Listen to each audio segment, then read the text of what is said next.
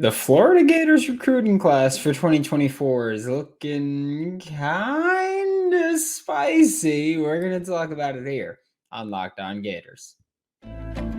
You are Locked On Gators, your daily podcast on the Florida Gators. Part of the Locked On Podcast Network, your team every day.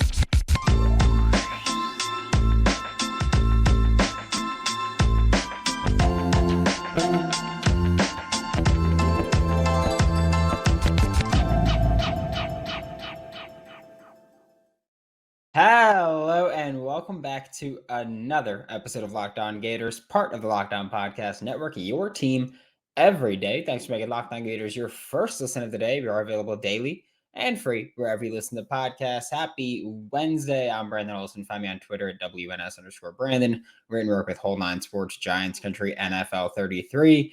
And we're going to talk about this recruiting class, what they still need, and the visits that are upcoming, because the visits are starting back up again. But first, can we take a dive into just this magnificent recruiting class for 2024? Like, first off, you have DJ Lagway, who obviously 5-star quarterback.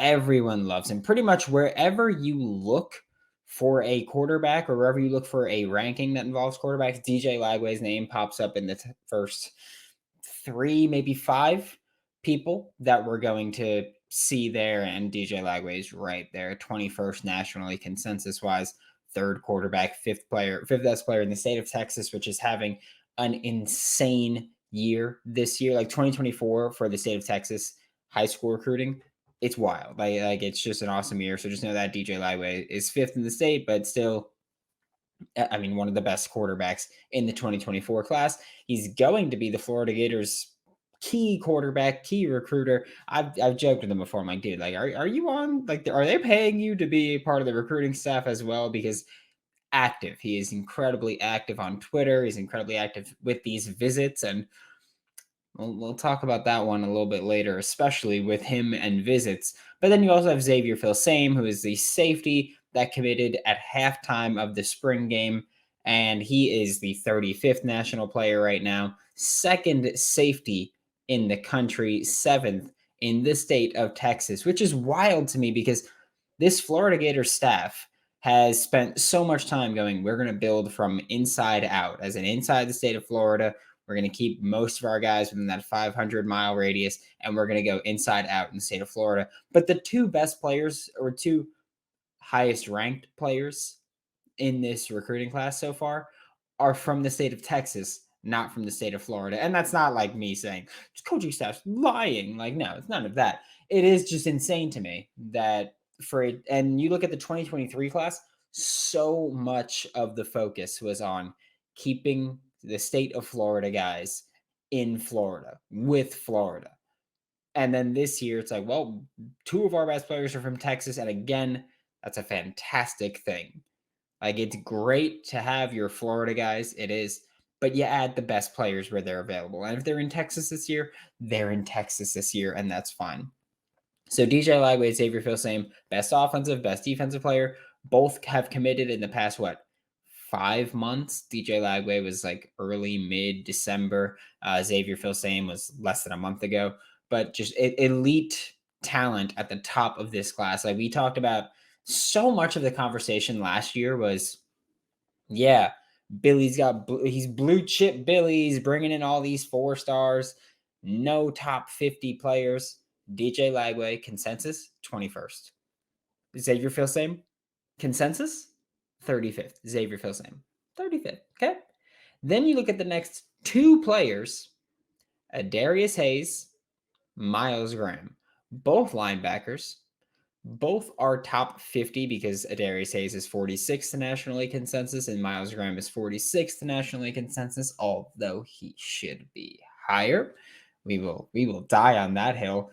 But both of these guys are high impact linebackers. Adarius Hayes is 6'4", 210. Myles Graham is 6'1", 212. They kind of are already thought of as, okay, well, in a couple of years, Adarius Hayes starting at the weak side linebacker, the will, and Myles Graham starting at the mic. And that's what it's going to look like. And I have no issues with that. I just want to make that one clear. But it is how you see these recruiting classes pan out where it's like, okay, well, DJ Lagway is the QB. Xavier Filsaime is going to be one of the starting safeties in a couple years. Adarius Hayes and Myles Graham are going to be the starting linebacker tandem. And that's just how this roster is being built through that mindset of like, okay, these guys are going to be what we need them to be.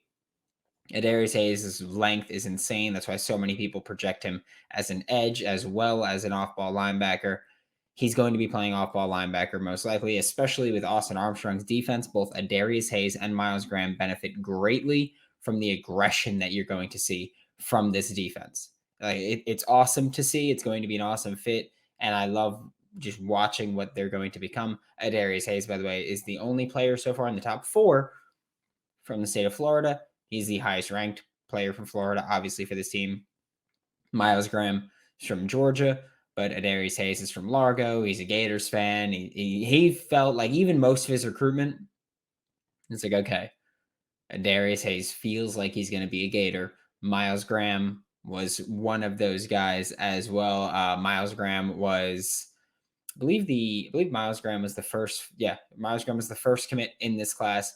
Ernest Graham's son, legacy kid, going to be a Gator. I know that there was a bit of, not confusion, but doubt that would happen.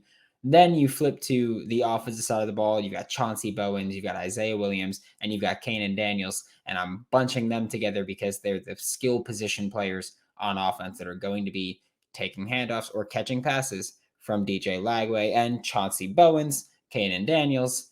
2 linebackers, 2 running backs. That's a setup. Bowens and Daniels are the running backs here. They're obviously going to be participating in this running game that is just so dynamic and going to be so heavily leaned on for at least a bit. But also when you talk about Chauncey Bowens was the second Gators commit, and he was heavily pursued. He's still being heavily pursued by these Power 5 programs and elite Power 5 programs at that. So Chauncey Bowens, it's going to be a bare knuckle brawl to maintain that commitment. If you're the Florida Gators, Kahnen Daniels is kind of looked down upon a little bit, which is weird to me, but I will always stick with what I've been told, which is if you can run in the state of Mississippi, in high school at the level that Kahnen Daniels played with West Point, you can run in the SEC. Like if you could be a good running back there, you could be a good running back at the next level. Izaiah Williams committed less than a week ago. It was like 5 days ago at this point that Izaiah Williams committed to be a receiver, just a speed demon. Not a ton of film on him because of a broken collarbone that really took away most of his junior year.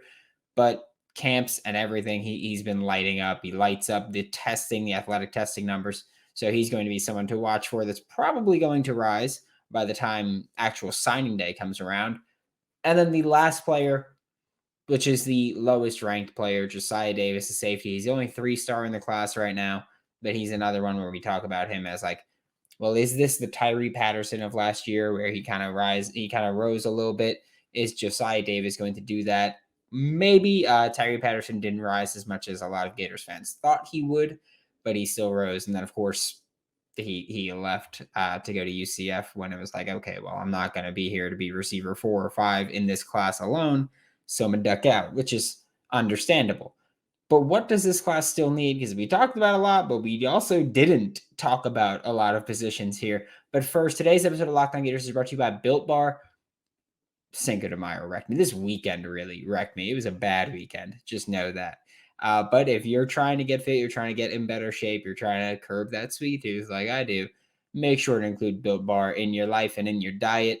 Coated in 100% chocolate. So if you're a sweet tooth person like me, which, yeah, I am, then that's a fantastic fit for you. Curbs that.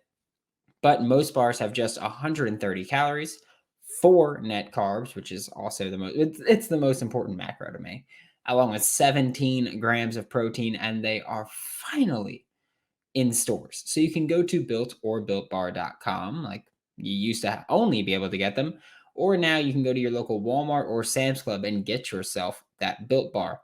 Thanks again for making Locked On Gators your first listen of the day. We are available daily and free wherever you listen to podcasts. And now we need to talk a little bit about what this Florida Gators recruiting class needs. But first, I will ask you to like, subscribe, comment, review, do whatever it is you want to do. Join the Locked On Gators Discord. The link's in the description below. But back to what this recruiting class needs.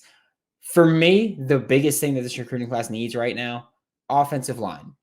No offensive linemen committed for 2024 yet. It was a class where 2023 was not a strong class. You had a couple guys at the top where you really had Rod Kearney, and then it was everybody else kind of filtering through. And I love Najee Harris, and I love Bryce Lovett, but you need more offensive linemen and higher ranking offensive linemen for 2024. Like Florida was in on a lot of guys, which is great. Like, yay, competing, sure. Something that we didn't see much from Dan Mullen's staff. But one thing that Florida's coaching staff is a massive coaching staff. We talk about this all the time. The big unique thing they have is 2 offensive line coaches. That's great as well. They're both very proven, by the way. Like Darnell Stapleton played in the NFL and was pretty dang solid at that. And then you have Rob Sale, who's the offensive coordinator, offensive line coach. Darnell Stapleton's the assistant offensive line coach. And Rob Sale is the one that I will forever credit with, Andrew Thomas from Georgia was drafted 4th overall to the New York Giants. I was very mad about the selection, and he had a very bad rookie year. Rob Sale came in, and the next year, Andrew Thomas had an amazing year, establishing himself as one of the best young offensive tackles in football, one of the best young offensive linemen in football, really. And a lot of that is due to the credit of Rob Sale. Rob Sale has always been a very, very good offensive line developer. What he needs to improve at now is recruiting offensive linemen. Like the development is there. You could talk about it, and it's undeniable. You talk about the players like Osiris Torrance going from a low-ranked recruit to Louisiana, to Florida, to the NFL. You talk about Andrew Thomas, like I just mentioned, was rough as a rookie under Rob Sale, improved like astronomically.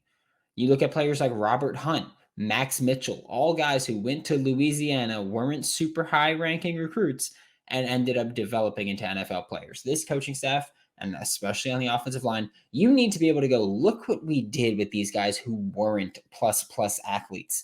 Look what we did with these guys who weren't high-ranking recruits. Imagine what we can do with you. And you need to be able to close on some of these offensive linemen. That's the biggest need for me for 2024. And I'm a bit peeved. It hasn't yet been addressed. It hasn't been yet closed upon from this coaching staff. Next, the edge group, I'm going to say. Not defensive line specifically, but edge players. When you look at 2023, TJ Searcy, Kelby Collins going to be playing the edge. Awesome. You need, I think, more guys who are edge players right now, edge athletes, and are going to be plus athletes at that you can develop with whoever they're going to be working with, whether that's Mike Peterson, whether that's Sean Spencer. You need guys on the edge that can be premier pass rushers, because that's something that Florida really does need. Like Brenton Cox was supposed to be that, and he's had his flashes, but wildly inconsistent. You need someone that can line up on the edge for the Florida Gators, get after the quarterback, and be an 8 to 10 sack a year kind of player. That's what you're looking for. I know I had someone in the comments go, oh, we need to add a Will Anderson Jr. type of pass rusher. That'd be awesome. But Will Anderson Jr. type of pass rushers, like they don't grow on trees. No, they don't. Like you need to find one, and they're very rare. And Florida, I'd love it, but realistically, I don't need Will Anderson Jr. I need someone that can get just 8 sacks in a year, 10 sacks in a year, and wreak havoc on opposing quarterbacks for this 2024 class. Cool. Thanks. I thought so. Next, I think you're looking at tight end, and we'll just group tight ends and wide receivers in general. Obviously, they're not the same thing, but the point is that you need to add some pass catching talent to support DJ Lagway. Yes, you have Izaiah Williams. Great. Yes, you have Chauncey Bowens and Kahnen Daniels, who I know a lot of Gators fans got mad at me last week when I was like, oh yeah, pass catchers. And they were like, no, you call them skill position. That's it. Welcome to 2023, where you throw the ball to running backs. Okay. However, you do need to improve the talent that's around DJ Lagway at receiver and at tight end. And look, Florida's pushing to do that. There's a few guys that they've got set up with visits, that they've got in their top 2 for some, top 5, top 6, whatever it might be. But you need to close in on these players. I understand 2023 not bringing in a tight end. I am one of the people who I'm like, yep, I don't care that you didn't bring in a tight end for 2023 because you basically did with Tony Livingston, who is a 2022 kid but didn't get on campus until January of 2023. So you basically had a 2023 tight end in Tony Livingston. You also had Hayden Hansen for 2022. You had Arliss Boardingham for 2022. You had Andrew Savaianai, who came in as an edge rusher, but is moving to tight end for 2022. So really from 2022 to 2023, you brought in 4 tight ends. Okay? So yeah, I get not needing to recruit 2023 tight ends and bring them in. However, now your entire tight end room is very experienced upperclassmen, Jonathan Odom like in the middle, and then a bunch of true freshmen and sophomores. You need to add some talent there, some youth there, so that in 3 years, your entire room isn't very experienced upperclassmen and true freshmen. Like you need to bring in some talent here and there. And so bring in 1, maybe 2 tight ends for 2024, and I'll be happy with that. Like that's all I'm asking for. And as for a receiver, I get it. Andy Jean in 2023, Eugene Wilson III in 2023, Aiden Mizell in 2023. With how often receivers either get hurt, don't pan out, transfer, or whatever it might be, you need to always add, 3 receivers every draft class or every recruiting class, 2 or 3 receivers every recruiting class, and just add talent that can help your quarterback and help free up the running game and help expand the field and stretch the field and just continue to add to that. So still things that you have to add. And yeah, I know Florida's looking to adding another running back, and DB is always going to be a thing Florida's in on and trying to add. You do need to add some corners because you don't have any true corner committed for 2023 or 2024 right now. But again, that's something that I'm not going to be super stressed about because I know Florida will add true corners for 2024. June 2nd is the next time where Florida will have official visits set up and scheduled, and they're going to be awesome. Because, well, guess what? There's a ton of names coming in here. 4 current commits will be on campus for that June 2nd weekend. 4 current commits. Quarterback, DJ Lagway. Linebacker, Adarius Hayes. Wide receiver, Izaiah Williams. And safety, Josiah Davis. Obviously, of those, the most important and the most notable, quarterback, DJ Lagway, who I mentioned earlier. I was like, look, this guy's basically on the recruiting staff at this point. They're basically paying him for that. They're not actually paying him for it, just to be abundantly clear. But it comes with the territory of being the 2024 QB1 for the Florida Gators. And so DJ Lagway has been actively recruiting with whether it's Twitter publicly, whether it's Instagram, Twitter privately, no matter what it is, text, I don't care. DJ Lagway has been actively recruiting players. One player he's been actively recruiting is 5-star Ohio State wide receiver, a 5-star Ohio State commit wide receiver, Jeremiah Smith. And I know that a lot of Florida Gators fans, and I know that I've seen so many Ohio State fans and Miami fans and Florida State fans go, Florida's not really in play for Jeremiah Smith. Here's the thing I tell you. If you think Florida isn't really in play for Jeremiah Smith, let me pull the microphone up here for a minute. If you think that Florida is not in play for wide receiver Jeremiah Smith to be a flip candidate, you are a moron. Okay? Just know that. Like, if you think Florida's not at least in play for Jeremiah Smith, you're an idiot. You have one working brain cell. It's as simple as that. I'm not saying Florida's going to get him. I'm not saying Florida's favored to get him. I'm not saying that.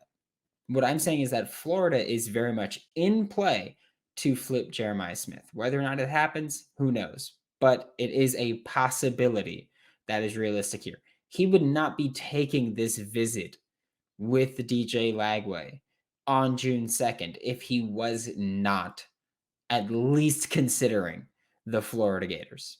Okay? So let's just, I understand Brian Hartline's the best wide receiver coach in the country, on the planet. I've said that multiple times. But Florida's still in play for Jeremiah Smith. That's not all it comes down to. Okay?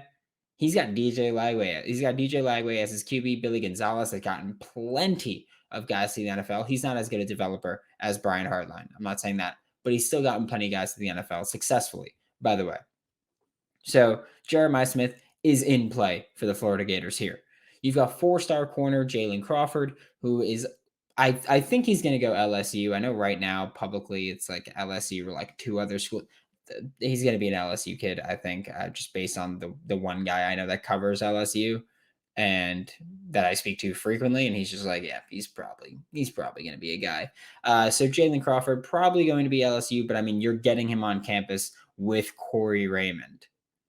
You've got a shot, Florida. And that's the thing. Billy Napier said, like, if we get him on campus, we're in it for them. And that's what we're talking about. Like, yeah, Florida's not going to get all these guys. Florida's almost definitely not going to get all of these guys, is what I'll say now that I'm thinking about it, because who knows? Who knows? I'm just saying. Anything can happen. But realistically, they're probably not. But Florida's still in it for all of these guys. Until you put pen to paper, and Florida Gators fans know that even after you put pen to paper, you're in play for other teams. Next up is 4-star defensive lineman who is a Texas A&M commit, Dalen Evans. I'm so sorry if I'm butchering that pronunciation. He's been someone that, I mean, I feel like for months I've seen, oh, he could flip. Oh, he could flip. Oh, he could flip. He could flip. So Florida, you got a long time flip commitment. He committed to Texas A&M like almost a year ago at this point. This was a decision that was made a long time ago. And obviously since then things have happened, like Texas A&M season this year's happened. So yeah. And also they lost a ton of guys to the portal that are like freshmen. Like it's not like juniors and seniors. Freshmen they lost to the portal. So clearly people are unhappy in Texas A&M or at College Station. So we'll see if the staff can finish the flip that weekend. Linebacker Chris Jones is a 4-star. He's been kind of, I don't care what you want to call it, predicted, projected, crystal ball. I don't care. Whatever you want to call it, Chris Jones has been there as someone where Florida Gators fans are like, okay, like we're waiting for it. And media is like, well, we're waiting for it too, for Chris Jones to be a Florida Gator. So hopefully he's going to be another one. He'd be the 3rd linebacker, which I know a lot of people are like, oh, that's too many. No, it's not. Just know that. No, it's not. Then you've got 4-star offensive lineman Ethan Callaway. I don't think he's going to be a Florida Gator. I'll say that. I get the feel he's going to stay probably closer to home. Like, if you're a North Carolina kid and you're an offensive lineman, I think like NC State looks like a solid option, right? Just given how often they've churned out NFL offensive line talent in recent years. I don't blame you for if you're already from the area wanting to stay with NC State. 4-star defensive lineman DeAndre Robinson is another one. I mean, that one's kind of Florida, Texas right now. Will another school jump in? We'll see. But for now, looks like he's going to be either a Gator or a Longhorn, hopefully on this visit. Lock him in. That's that first visit in June that is so important. You got 3-star defensive lineman Kendall Jackson, which FW Bookhole season, which Florida, I mean, they've been trying to kind of corner that one down. Had Creed Whitmore committed last year. He obviously did not stay with the Gators. Had Gavin Hill for this 2023 class. Kendall Jackson is another one where it's like Adarius Hayes, where it's like, well, we think you're going to be a Gator. Like, we're kind of waiting on you at any time that you want to make the announcement, because that's what we're expecting right now. And it's what we will continue to expect. But thanks for making Locked On Gators your first listen of the day every day. We are available daily and free wherever you listen to the podcast. We'll be back tomorrow to talk more Florida Gators football. For Locked On Gators, I'm Brandon Olson. Don't forget to follow me on Twitter at WNS_Brandon. Find all my written work with Whole 9 Sports, Giants Country, NFL 33, and I will see you all tomorrow.